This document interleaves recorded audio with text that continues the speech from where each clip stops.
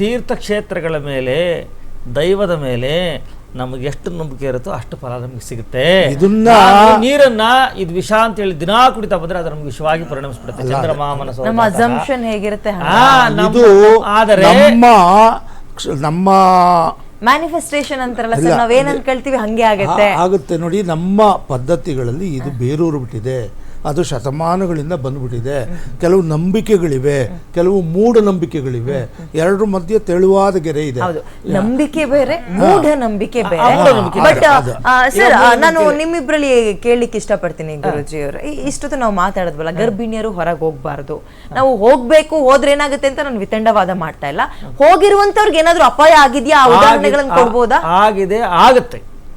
ಆಗುತ್ತೆ. ಯಾಕಾಗುತ್ತೆ? ಎಕ್ಸಾಂಪಲ್, ನನ್ಗೂ ಒಬ್ಬ 1 ವರ್ಷದ ಮಗನಿದ್ದಾನೆ. ಬಟ್ ನಾನು ಅನಿವಾರ್ಯವಾಗಿ ನನ್ನ ಕೆಲಸ ಇದ್ದಾಗ, ನಾನು ಗರ್ಭಿಣಿ ಇದ್ದಾಗ ಬರ್ಲೇಬೇಕಾಗಿತ್ತು, ಓಡಾಡಿದ್ದೆ. ಗ್ರಹಣ ಟೈಮಲ್ಲೇ ಬಂದು ಗ್ರಹಣನೇ ಮಾಡಿ ಹೋಗಿದ್ದೀನಿ, ಕಾರ್ಯಕ್ರಮವನ್ನು ಮಾಡಿ ಹೋಗಿದ್ದೀನಿ. ಬಟ್ ನನ್ಗೇನು ಆಗಿಲ್ಲ ಅಂತ ವಿತಂಡವಾದ ನೋಡಿ, ಏನಾಗತ್ತೆ, ಯಾಕೆ ಓಡಾಡಬಾರ್ದು? ಈ ಒಂದು ಗರ್ಭಿಣಿ ಅಂತ ಈಗ ನಾವು ಗರ್ಭದ ಬಗ್ಗೆ ಅಲ್ಲಿ ತೋರಿಸ್ತಾ ಇದೀವಿ ನಾವು. ನಾನು ಹೇಳ್ತೀನಿ, ಈ ಗ್ರಹಣದಿಂದ ಗರ್ಭಿಣಿಯರಿಗೆ ತೊಂದರೆ ಆಗುತ್ತೆ ಅನ್ನೋದು ಶತಸಿದ್ಧ, ಅದು ಇದೆ. ಆದ್ರೆ ಏನಿದೆ, ಯಾವ ರೀತಿಯ ಗೊತ್ತಾಯ್ತು. ಈಗ ನಾವು ಗ್ರಹಗಳಲ್ಲಿ 7 ಗ್ರಹಗಳನ್ನ, ರಾಹು ಕೇತುಗಳನ್ನ, ಛಾಯಾಗ್ರಹಗಳನ್ನು ಬಿಟ್ಟು 2 ಪ್ರಕಾಶಗಳು, 5 ಪಂಚತಾರಾಗ್ರಹಗಳು, 7 ಗ್ರಹಗಳನ್ನ ಒಂದೊಂದು ತಿಂಗಳು ಗರ್ಭಿಣಿಗೆ ನಾವು ಕೊಡ್ತಾ ಹೋಗ್ತೀವಿ. ವರಹಾಮಿರೋರು ಬರೆದಿರ್ತಕ್ಕಂತಹ ಜ್ಯೋತಿಷಾಸ್ತ್ರದಲ್ಲಿ ಒಂದೊಂದು ತಿಂಗಳಿಗೆ ಒಂದೊಂದಿರುತ್ತೆ. ನಿಮ್ಮ ಜಾತಕದಲ್ಲಿ ಏನಾದ್ರು ಈಗ ಒಂದನೇ ತಿಂಗಳಾಗಿರ್ತಕ್ಕಂಥ ಅವಳು ಜಾತಕದ ಮೇಲೆ ಡಿಪೆಂಡ್, ಗರ್ಭವತಿ ಆಗಿರೋವಳು ಎಷ್ಟು ತಿಂಗಳಾಗಿರ್ತಾಳೆ ಅನ್ನೋದು ಡಿಪೆಂಡ್ ಆಗ್ತದೆ. ಅವಳೇನಾದ್ರೂ 3 ತಿಂಗಳ ಒಳಗಡೆ ಇದ್ರೆ, ಅಂದ್ರೇನು, 1 ತಿಂಗಳಿಗೆ ಶುಕ್ರ, 2 ತಿಂಗಳಿಗೆ ಮಂಗಳ, 3 ತಿಂಗಳಿಗೆ ಗುರು ಅನ್ಕೊಳ್ಳೋಣ. ಈ 3 ಗ್ರಹಗಳು ಎಲ್ಲಾ ಗರ್ಭಿಣಿಯರಿಗೂ 3 ಗ್ರಹಗಳೇ ಅದು ಶತಸಿದ್ಧ ಮಾಡ್ತವೆ. ಅವಳೇನಾದ್ರೂ 2 ತಿಂಗಳು ಗರ್ಭವತಿ ಆಗಿದ್ದು ಆಕೆ ಗ್ರಹಣದಲ್ಲಿ ಬಂದಾಗ ಅವಳ ಜಾತಕದಲ್ಲೂ ಗುರು ನೀಚ ಕ್ಷೇತ್ರದಲ್ಲಿದ್ದು ಗುರು ತೊಂದರೆ ಆಗಿದ್ದು ಆ ಗ್ರಹಣಕ್ಕೆ ಬಂದಾಗ ಎರಡೂ ಕಂಬೈನ್ ಆಗಿ ಅವ್ರಿಗೆ ಅವಸಾನ ಆಗುತ್ತೆ ವಿನಃ ಗೋಚರದಲ್ಲಿ, ಅವತ್ತಿನ ಗೋಚರದಲ್ಲಿ ಟ್ರಾನ್ಸಿಟ್ ಅಲ್ಲಿ ಗುರು ಏನಾದ್ರೂ ಅವಳಿಗೆ ಚೆನ್ನಾಗಿದ್ದು ಜಾತಕದಲ್ಲಿ ಏನಂತಾರೆ ಅಂದ್ರೆ 3 ತಿಂಗಳು ಆಗೋ ತನಕ ಕನ್ಫರ್ಮೇಶನ್ ಇಲ್ಲ ಇತ್ತೀಚೆಗೆ ಅಂತ. ಅಂದ್ರೆ ಆ ಗರ್ಭ ಸರಿಯಾಗಿ ಕೂತಿರಲ್ಲ, ಗರ್ಭ ಕೂತ್ಕೊಂಡ್ ಕೂಡಲೇ ಕಲಳ ಮತ್ತೆ ಏನು ಶುಕ್ಲ ಕಲಳ ಎರಡು ಮಿಕ್ಸ್ ಆಗುತ್ತೋ ಅದಕ್ಕೆ ಆಧಾನ ಕಾಲ ಅಂತೀವಿ. ಅಲ್ಲಿಂದ ಪ್ರಾರಂಭ ಗಟ್ಟಿಯಾಗಿರಲ್ಲ. ಸೊ 3 ತಿಂಗಳಿಗೆ ನಾವೇ ಕನ್ಫರ್ಮ್ ಕೊಡಲ್ಲ ನಿಮಗೆ ಅಂತ ಇತ್ತೀಚಿನ ಡಾಕ್ಟರ್ಗಳು. 3 ತಿಂಗಳಿಗೆ ಹೆಣ್ಣುಗಂಡು ನಿರ್ಧಾರ ಆಗುತ್ತೆ ಅಂತ. ಸೊ 3 ತಿಂಗಳಿಗೆ ಗರ್ಭದಲ್ಲಿ ಹೆಣ್ಣುಗಂಡು ನಿರ್ಧಾರ ಲಿಂಗ ಪರಿವರ್ತನೆ ಆಗಬಾರ್ದು, 3 ತಿಂಗಳು ಬೇಕು. ಆದ್ರೆ ಅದಕ್ಕಿಂತ ಮೊದಲು ಅವಳು ಗರ್ಭವತಿ ಅಂತ ಕನ್ಫರ್ಮ್ ಆಗಿರುತ್ತೆ. ಆ ಕನ್ಫರ್ಮ್ ಆದಾಗ 3 ತಿಂಗಳಲ್ಲಿ ಅವಳು ಜಾತಕದಲ್ಲಿ ಏನಾದ್ರು ಶುಕ್ರ ಬಲಹೀನಾಗಿದ್ದು ಗೋಚರದಲ್ಲಿ ಬಲಹೀನ ಎಂದು ಗ್ರಹಣ ಸಿಕ್ಕಾಕೊಂಡ್ರೆ 100%, ನಾಟ್ 99, 100ಕ್ಕೆ 100 ಅವಳ ಅವಸರ ಆಗುತ್ತೆ. ಯಾರಿಗೆ? ಗರ್ಭವತಿಗೆ ಗ್ರಹಣದಲ್ಲಿ. ಅವಳಿಗೆ ಶುಕ್ರ ಸ್ಟ್ರಾಂಗ್ ಆಗಿದ್ದು ಜಾತಕದಲ್ಲಿ ಸ್ಟ್ರಾಂಗ್ ಆಗಿದ್ದು ಈ ಗ್ರಹಣದಲ್ಲಿ ಬಂದಾಗ ಏನು ಕೂಡ ಅವಾಯ್ಡ್ ಆಗ್ತಕ್ಕಂಥ ಸಾಧ್ಯತೆ ಇರ್ತದೆ. ಆದರೆ ಗ್ರಹವು ಅವಳಿಗೆ ಜಾತಕದಲ್ಲಿ ಬಲವಾಗಿರಬೇಕು. ಅಂಥ ಟೈಮಲ್ಲಿ ಅವರು ಈ ಗ್ರಹಣಕ್ಕಿಂತ ಸ್ವಲ್ಪ ಮಟ್ಟಿಗೆ ಪರಿಣಾಮ ಬೀರ್ತವೆ ವಿನಃ ಪೂರ್ತಿ ಬೀರಲ್ಲ. ಜಾತಕದಲ್ಲಿ ದೋಷ ಇದ್ದು ಗ್ರಹಣ ಗರ್ಭಿಣಿಯರನ್ನೇ ಆಯ್ಕೆ ಮಾಡ್ಕೊಳ್ಳೋದು. ಎಸ್, ಗ್ರಹಣ ಅಂದ್ರೇನು ಅಂದ್ರೆ ನೀವ್ ಹೇಳೋ ಪ್ರಕಾರ ನನ್ನ ಪ್ರಶ್ನೆ ನಂದೇ ಗೊತ್ತಾಯ್ತು. ಗ್ರಹಣಕ್ಕೂ ಗರ್ಭಕ್ಕೆ ಏನು ಸಂಬಂಧ ಅಂತ ಪ್ರಶ್ನೆ ಕೇಳ್ತೀರಿ. ಮನುಷ್ಯನಿಗೆ ಹೊಟ್ಟೆ ಗರ್ಭ ಇದೆಯಲ್ಲ, ಗರ್ಭಕ್ಕೆ ಗುರುಕಾರಕ, ಅದು ಬಿಟ್ಟರೆ ಚಂದ್ರಕಾರಕ. ಅಂದ್ರೆ ಚಂದ್ರನನ್ನ ಗರ್ಭಕ್ಕೂ ಅಂತ ಕರೀತಾರೆ. ಮಾಸಿಕ ಋತುಧರ್ಮ ಆಗ್ತದೆ. ಆ ಮಾಸಿಕ ಋತುಧರ್ಮಕ್ಕೆ ಜ್ಯೋತಿಷಾಸ್ತ್ರದಲ್ಲಿ ಚಂದ್ರ ಮಂಗಳನ ಇಬ್ಬರು ನಾವು ಸೂಚಿಸ್ತೀವಿ. ಚಂದ್ರ ಮತ್ತೆ ಮಂಗಳರ ಇವರಿಬ್ಬರೇ ಮಾಸಿಕ ಋತುಧರ್ಮವನ್ನು ಕೊಡ್ತಕ್ಕಂಥವರು, ಇವರಿಬ್ಬರೇ ಮಾಸಿಕ ಋತುಧರ್ಮ ಕೊಡ್ತಕ್ಕಂಥವ್ರು. ನೋಡಿ, ಇವತ್ತು ನಾನು ಲೈವಲ್ಲಿ ಹೇಳಿಕ್ಕೆ ಇಷ್ಟಪಡ್ತೀನಿ, ಇವತ್ತು ಯಾರು ಋತುಮತಿ ಆಗಿದ್ದಾರೆ ಇಡೀ ದೇಶದಲ್ಲಿ, ನಾಟ್ ಓನ್ಲಿ ರಾಜ್ಯ, ದೇಶದಲ್ಲಿ ಚಂದ್ರನಿಂದ ಮಂಗಳನ ಅನುಪಚಾರ ರಾಶಿಯಲ್ಲಿ ಯಾವ್ಯಾವ ಹೆಣ್ಮಕ್ಳಿಗೆ ಇರ್ತಾನೋ ಅವರೇ ಮೊದಲು ಋತುಮತಿ ಆಗೋದು. ಇಡೀ ದೇಶ ಚೆಕ್ ಮಾಡ್ಕೊಳ್ಳಿ, ಲೈವಲ್ಲಿ ಬೇಕಾದ್ರೆ ಫೋನ್ ತಗೊಳ್ಳಿ, ಪರವಾಗಿಲ್ಲ ಹೇಳ್ಬೇಡ. ಅವ್ರ ಜನ್ಮರಾಶಿಯಿಂದ ಮಂಗಳನು ಅನುಪಚಾರ ರಾಶಿ ಅಂತ ಇರ್ತದೆ. ಉಪಚಯ ರಾಶಿ, ಅನುಪಚಯ ರಾಶಿ ಬಂದಲ್ಲೇ ಅವ್ರೇನಾಗ್ತಾರೆ, ಋತುಮತಿ ಆಗ್ತಾರೆ ಅಂತ. ಯಾಕೆ ಹೇಳ್ತೀನಿ ಅಂದರೆ, ಅವಳು ಮೊದಲು ಋತುಮತಿ ಆಗಬೇಕಾದ್ರೆ ಗ್ರಹಸ್ಥಿತಿ ಹಿಂಗಿರುತ್ತೆ ಅಂತಂದರೆ ಆಲ್ ಓವರ್ ದ ವರ್ಲ್ಡು. ಇನ್ನು ಗರ್ಭದ ಮೇಲೆ ಯಾಕೆ ಪರಿಣಾಮ ಬೀರಲ್ಲ? ಗರ್ಭಕ್ಕೆ ಪರಿಣಾಮ ಬೀರಬೇಕಾದ್ರೆ ಗರ್ಭಕ್ಕೆ 2 ಗ್ರಹಗಳು ಚಂದ್ರ ಮತ್ತು ಗುರು ಆ ಗ್ರಹಣದ ಸಮಯದಲ್ಲಿ ಅವರಿಬ್ಬರ ಮೇಲೆ ಪರಿಣಾಮ ಬೀರೋದು ಗ್ಯಾರಂಟಿ, ಸತ್ಯ. ನೋಡಿ, ನೀವು ಸೈಂಟಿಫಿಕ್ ಆಗಿ ಯೋಚನೆ ಮಾಡಿ ಒಂದು ಸ್ವಲ್ಪ. ಗರ್ಭ 7 ತಿಂಗಳು 8 ತಿಂಗಳು 9 ತಿಂಗಳು ಪೂರ್ಣ ಬೆಳೆದ ಗರ್ಭ ಇದ್ದರೂ ಕೂಡ ನೋಡಿ, ಮಗು ಒಳಗಡೆ ಇರುತ್ತೆ, ಭ್ರೂಣ ಬೆಳೀತಾ ಇರೋ ಮಗು, ಅದ್ರ ಸುತ್ತ ಲಿಕ್ವಿಡ್ ಇರುತ್ತೆ, ಅದ್ರ ಸುತ್ತ ಒಂದು ತಿಕ್ ವಾಲ್ ಇರುತ್ತೆ, ಪ್ಲಾಸೆಂಟಾ, ಅದು ತಿಕ್ ವಾಲ್ ಥರ ಇರುತ್ತೆ. ಅದರ ಹೊರಗಡೆ ಸ್ಟಮಕ್ ಇರುತ್ತೆ. ಓಕೆ, ನೋಡಿ, ನೀವು ಶುದ್ಧ ನೀರು ಕುಡಿಬೇಕು.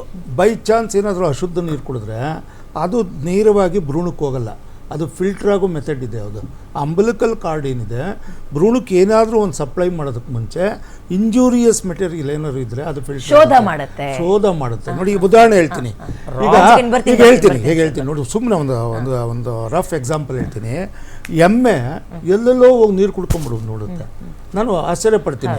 ಚರಂಡಿ ನೀರು ಕುಡ್ಕೊಂಡ್ಬಿಡೋದು, ಆದರೆ ಶುದ್ಧವಾದ ಹಾಲು ಕೊಡುತ್ತೆ. ಏನಾಯ್ತು? ಫಿಲ್ಟರ್ ಆಗಿರುತ್ತೆ ಸ್ಟಮಕ್ನಲ್ಲೆಲ್ಲ ಒಂದು ಕಡೆ ಅಲ್ವಾ. ಆ ರೀತಿ ಇಂಟರ್ನಲ್ಲಿ ಸಿಸ್ಟಮ್ ಇದೆ.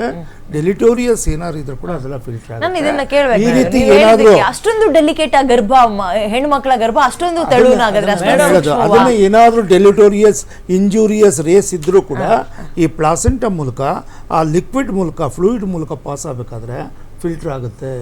ಅದು ಲಿಕ್ವಿಡ್ ಅನ್ನೋದು ಫಿಲ್ಟ್ರೇಷನ್ ಮೀಡಿಯಮ್ ಅದು.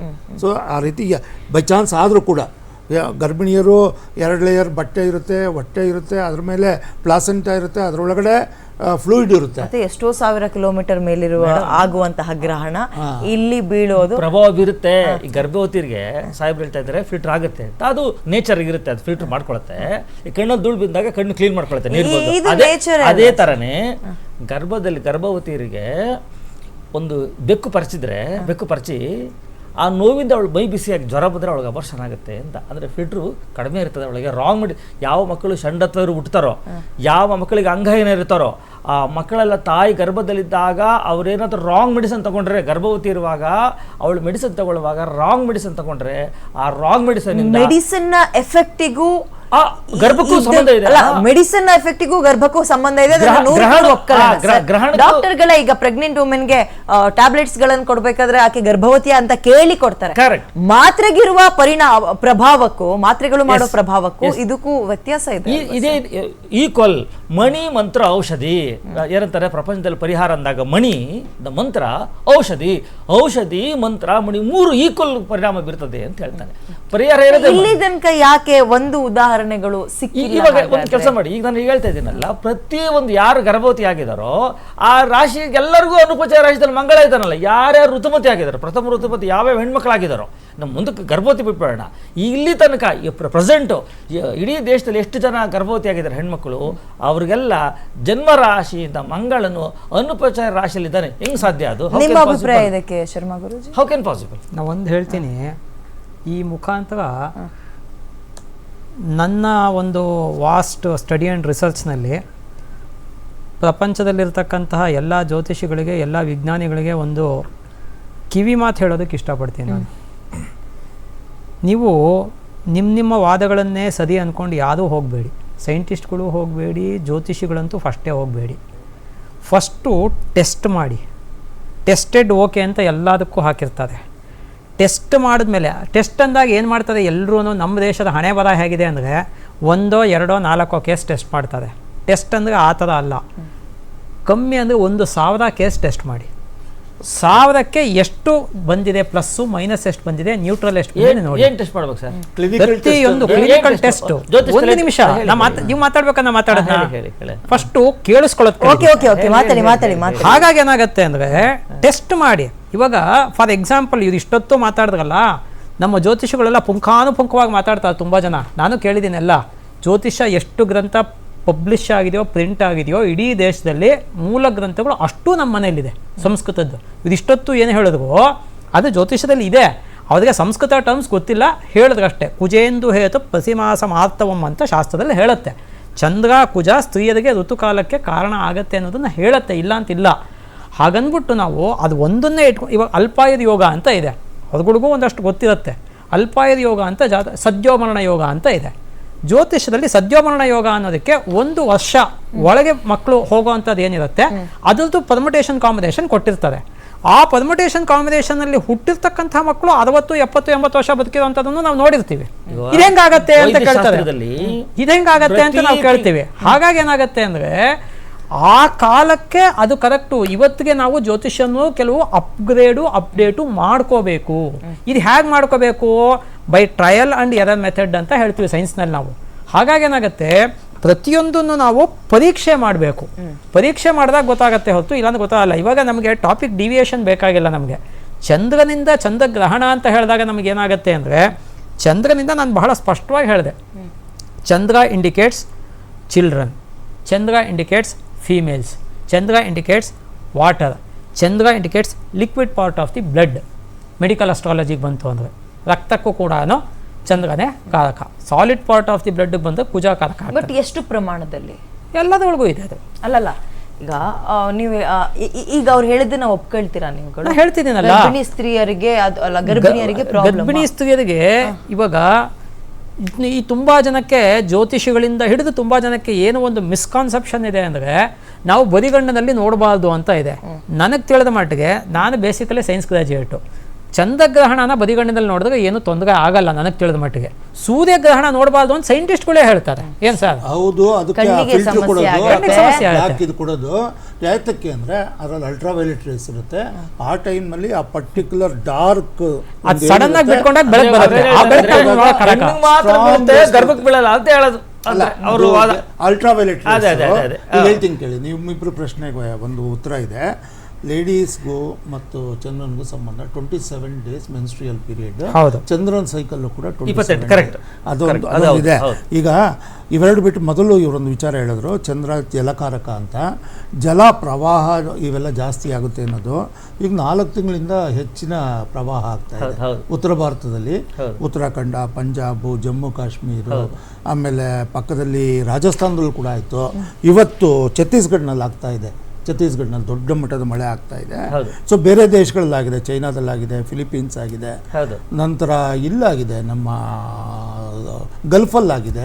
ಸೊ ಇದಕ್ಕೆಲ್ಲ ಕಾರಣ ಚಂದ್ರ ಗ್ರಹಣ ಇರಲಿ ಬಿಡ್ಲಿ ಹೇಳ್ತೀನಿ. ಈಗ ನೋಡಿ, ಇವರು ಮತ್ತು ನೀವು ಹೇಳಿದ್ರಿ 3 ತಿಂಗಳು ಅವಧಿ ಇರುತ್ತೆ ಹಿಂದೆ ಮತ್ತೆ ಮುಂದೆ. ಅಲ್ಲಲ್ಲ, ಗ್ರಹಣ ಮಾತಾಡ್ತಲ್ಲ. ಅಲ್ಲ, ನಾನು ಹೇಳ್ತೀನಿ, ಅಲ್ಲ ನಾನು ಆ ಮಾತು ಹಿಡ್ಕೊಂಡು ಹೇಳ್ತೀನಿ. 6 ತಿಂಗಳು ಇರುತ್ತೆ ಅಂತ. ವರ್ಷದಲ್ಲಿ 4 ಗ್ರಹಣ ಆದರೆ 3 × 4 12 ತಿಂಗಳು. ವರ್ಷವಿಡೀ ಒಂದಲ್ಲ ಒಂದು ಗ್ರಹಣದ ಪ್ರಭಾವ ಇರಬೇಕು. ಹಾಗಿದ್ರೆ ಈ ಜಲಪ್ರವಾಹಗಳು, ಭೂಕಂಪಗಳು ಇವೆಲ್ಲ ವರ್ಷವಿಡೀ ಸಂಭವಿಸ್ಬೇಕು ಹೇಳ್ತೀನಿ. ಸೊ ಹಾಗಲ್ಲ, ಇದಕ್ಕೆ ಬೇರೆ ಕಾರಣಗಳಿದೆ. ಭೂಮಿ ತನ್ನ ಪ್ರಕ್ರಿಯೆಗಳನ್ನು ತನ್ನ ಒಂದು ರೀತಿನಲ್ಲಿ ನಡೆಸ್ಕೊಂಡು ಹೋಗ್ತಾ ಇದೆ. ಒಂದು ಪರ್ಫೆಕ್ಟ್ ಟೈಮ್ ಟೇಬಲ್ ಇದೆ ಭೂಮಿನಲ್ಲಿ. ಇದು ನಾನು ಭೂವಿಜ್ಞಾನಿ, ಭೂಮಿಯ ವಿದ್ಯಾರ್ಥಿ, ಸ್ಟೂಡೆಂಟ್ ಆಫ್ ದಿ ಅರ್ತ್. ಇವತ್ತು ಕೂಡ even today I am A student of earth science ಅಂತ. ಸೊ ನಾನು ಇದನ್ನೆಲ್ಲ ಭಾಳ ಗಮನಿಸ್ತಾ ಇದ್ದೀನಿ, ಸಂಶೋಧನೆ ಮಾಡ್ತಾ ಇದ್ದೀನಿ. ಸೊ ಇವತ್ತು ಬೆಳಗ್ಗೆ ಏನಾಯಿತು ಅನ್ನೋದನ್ನು ನೋಡ್ಕೊಂಬಂದಿದ್ದೀನಿ. ಈ ಇಷ್ಟೊಂದು ಮಳೆಗೆ ಕಾರಣ ಒಂದು ಅದ್ಭುತವಾದ ವಿಚಾರ ಇದೆ. ಭಾಳಷ್ಟು ಜನಕ್ಕೆ ಗೊತ್ತಿಲ್ಲ, ಭಾಳ ವಿಜ್ಞಾನಿಗಳಿಗೂ ಗೊತ್ತಿಲ್ಲ, ಜನಕ್ಕಂತೂ ಗೊತ್ತೇ ಇಲ್ಲ.